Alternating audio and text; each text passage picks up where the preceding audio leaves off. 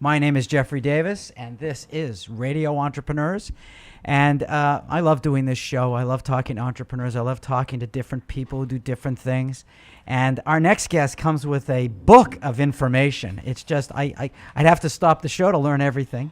And let's see if I can get her name right. It's Chrystal Kornegay of Urban Edge, and she's the CEO, correct? That is correct. Wow. Well, I love the name Urban Edge. I like any name that's edge, that's got an edge to it. So why don't you tell us about Urban Edge? Urban Edge is a community development corporation located in the Jamaica Plain area of Boston, and got started actually as a real estate brokerage firm intending to fight redlining 40 years ago in the area.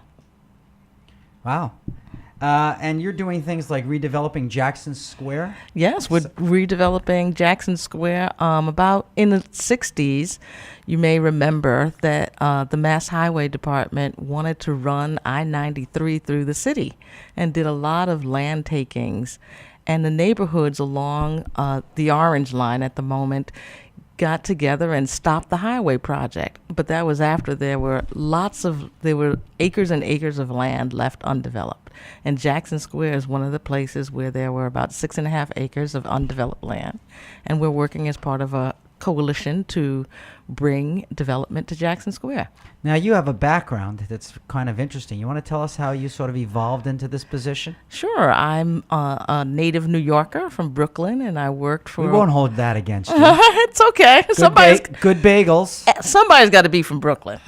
No, Brooklyn's got good bagels. There's also a great steakhouse in Brooklyn that I know of. So I worked there for a community-based organization and got interested in affordable housing development. And I came here to MIT to go to graduate school, and I just stayed.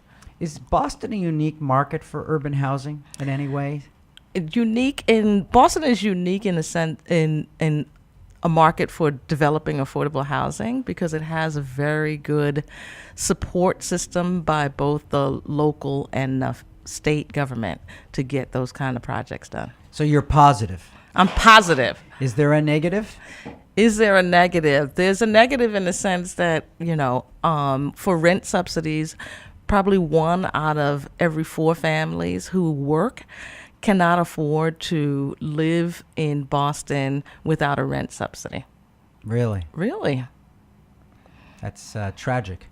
That is tragic. So we've created an economy such that work doesn't necessarily pay in the same way. Right. And so we should, we work a lot to pay attention to that and want to make sure that that Boston remains a diverse community as it's always been. So tell me, in your dreams, how would you like to see the organization evolve in the next 5 years? Oh my gosh, we just did a strategic plan. So I have a quick answer to that. It wasn't in the questions. It wasn't in the questions. We like to think about ourselves in 2 ways. One of which is that we have always been a very locally based organization, and so really committed to the Eggleston Square and Jackson Square neighborhoods of Boston and seeing their growth.